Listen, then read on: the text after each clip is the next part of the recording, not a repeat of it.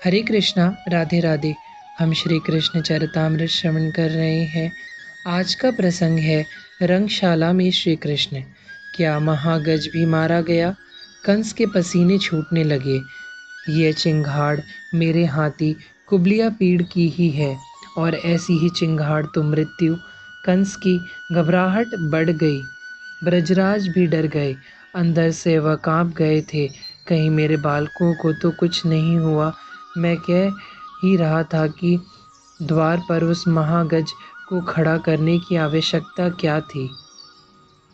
नागरिकों में चर्चा छिड़ गई। वहीं रंगशाला में क्या उस महागज ने उन सुकुमार बालकों को मार दिया? धिक्कार हो कंस तुझे। बूढ़े बड़े लोग कंस को गालियां देने लगे। पर तभी रंगशाला में एक प्रकाश पुंज फैल गया।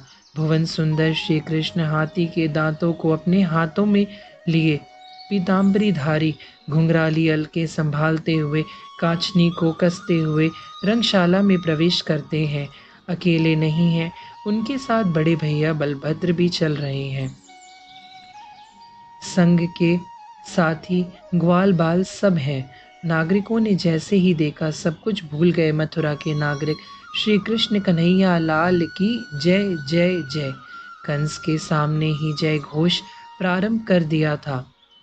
मंत्री ने उठकर आंखें दिखाई और सबको सावधान करते हुए कहा, राजा के सामने किसी और की जय घोष? नागरिक आखिर नागरिक ही होते हैं। डरकर शांत हो गए सब। नंद बाबा ने अपने पुत्रों को देखा, गदगद होकर अपने दोनों हाथों से मंगल कामना दे रहे हैं। कुछ देर आंखें बंद करके भगवान नारायण से प्रार्थना कर रहे हैं, हे नारायण भगवान, मेरे बालकों की रक्षा करना। रंगशाला के मध्य में खड़े हैं श्री कृष्ण। मल्लों ने देखा चारुण मुष्टि शल तोशल। इन्होंने देखा तेल से मर्दन किए जा रहे थे, ताल ठोक रहे थे। पर जैसे ही इन्होंने देखा सामने खड़े श्री कृष्ण को, तेल मर्दन सब छूट गया। भय से कांपने लगे, एक दूसरे से कहने लगे, इसका देह तो वज्र का लग रहा है और इसके देह में फुर्ती कितनी है। यह तो हमें पछाड़ पछाड़ के ही मार देगा। इन मल्लों की हालत खराब होने लगी। श्री कृष्ण को जब देखा मथुरा की नारियों ने, तब उनका हृदय प्रेम के लिए मचल उठा। आह भरने लगी सब, कितने सुंदर हैं ये। आह, अरे ये अगर हमें मिल जाते तो मैं अपनी छाती से इन्हें चिपकाए रखती। उफ, देख देख क्या मोहनी सूरत है। अरे देखो आ गए श्री कृष्ण। करतल ध्वनि करने लगे थे छोटे छोटे बालक। ये हमारे मित्र हैं, पता है। मुझे देखकर यह मुस्कुराए थे। दूसरा बालक तुरंत बोला, मुझे तो इन्होंने अपना मित्र बना लिया है। यह कहते हुए वह मथुरा का बालक हाथ हिलाता है। आम नागरिकों ने जब देखा रंगशाला में खड़े श्री कृष्ण को, यही हमारे राजा, देखो तो वीरता में सर्वश्रेष्ठ, सुंदरता में सर्वश्रेष्ठ, शासक भी ये सर्वश्रेष्ठ ही हैं होंगे। नागरिक सब यही कह रहे हैं।